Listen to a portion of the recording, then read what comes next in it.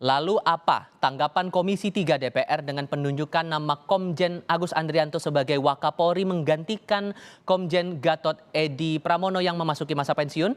Kita berbincang saat ini lewat sambungan dalam jaringan bersama anggota Komisi 3 DPR RI fraksi P3 Arsul Sani. Assalamualaikum Pak Arsul, apa kabar Pak? Waalaikumsalam warahmatullahi wabarakatuh. Selamat sore, Mas. Ya, terima kasih sudah bergabung. Kapolri menunjuk nama Kabareskrim menjadi Wakapolri. Ada komentar soal ini? Saya kira kalau bagi kami di Komisi 3, siapapun yang menggantikan Pak Komjen Pol Gatot Edi yang memang memasuki masa pensiun, ya, itu tidak masalah di antara deretan bintang 3 ini, ya. Memang tersedia ya sejumlah bintang 3 yang memang pantas untuk menduduki jabatan Wakapolri, ya. Nah, kami tidak melihat kemudian misalnya yang harusnya si A atau harusnya si B, tidak seperti itu, ya.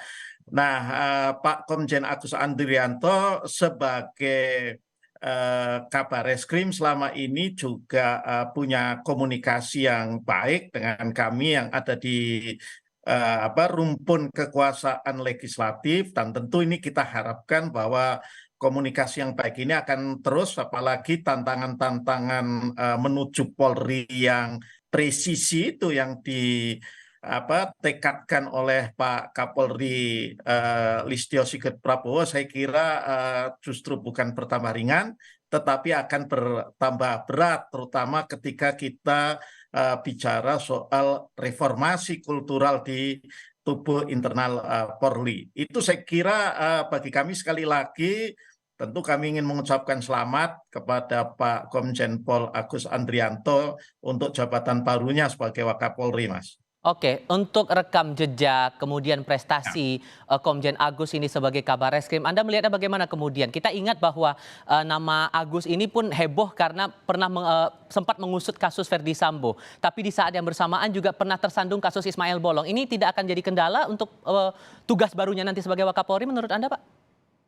Saya punya keyakinan bahwa Wanjakti Polri, termasuk juga di dalamnya tentu Pak Kapolri yang mengajukan nama Pak Komjen Agus, itu sudah melihat secara keseluruhan rekam jejak dari Pak Agus Andrianto.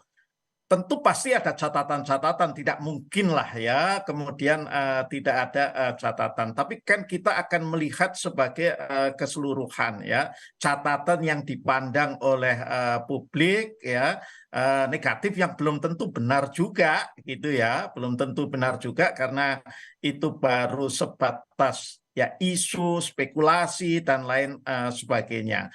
Ya, nah ini tentu sudah dipertimbangkan dengan matang lah, dengan tentu segala plus minusnya, karena bagaimanapun pejabat karir manapun, bahkan politisi itu pasti juga ada plus ada minusnya. Tapi secara keseluruhan saya kira ya catatan prestasi Pak Komjen Agus Andrianto sebagai seorang perwira tinggi Polri ya memadai untuk kemudian menduduki jabatan sebagai Wakapolri. Oke, untuk 3 nama lainnya yang juga ikut dirotasi, berarti Kabareskrim dipegang sekarang oleh Komjen Wahyu Widada, Kabak Ya, Intelkam oleh Komjen Sutana, kemudian Asisten Kapolri Bidang Operasi Irjen Ferdianto Iskandar. Untuk 3 nama ini ada catatan tersendiri?